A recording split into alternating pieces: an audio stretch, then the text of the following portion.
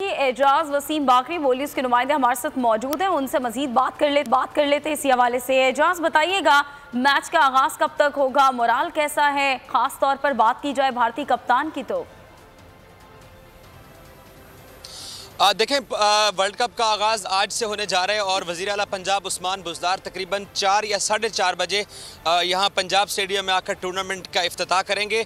इस 10 टीमों को पाकिस्तान ने दावत दे रखी थी और कीनिया की टीम के तमाम प्लेयर्स नहीं पहुँचे, तो इसलिए कीनिया इस टूर्नामेंट के अंदर अब पार्टिसिपेट नहीं करेगा क्योंकि उनके कुछ प्लेयर्स का वीज़े का मसला था।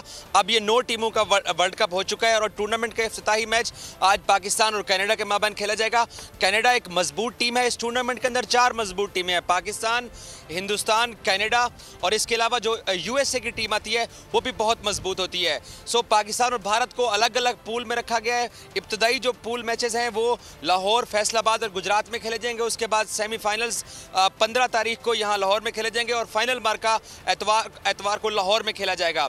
सो क्योंकि जो टूर्नामेंट कमेटी ने जो स्केड्यूल तैयार किया है उसमें यह है कि भारत अपने पूल को क्लियर करके फाइनल के लिए पाकिस्तान के सामने आ सकता है और पाकिस्तानी टीम अगर अपना पूल क्लियर करती है तो ये दोनों बड़ी टीमें फाइनल में मध्य मुकाबला आ सकती है। अब तक जो 5 वर्ल्ड कप हो चुके हैं, 5 के 5 जो हैं वो भारत ने जीते हैं। उनमें से 4 वर्ल्ड कप फाइनल ऐसे थे जो पाकिस्तान भारत से फाइनल हारा, क्योंकि हमेशा पाकिस्तानी टीम सरहद के उस पार जाके खेलती थी वर्ल्ड कप।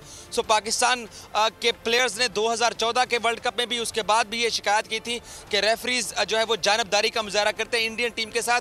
यहाँ पर पाकिस्तान ने जो वर्ल्ड कप होस्ट करने का फैसला किया तो पाकिस्तान ने न्यूट्रल रेफरीज भी बुलाए हुए हैं। सो बड़ी तादाद में शायकीन की आमद भी मुतवक्की है। 200 रुपये और 4 टिकट रखा गया है।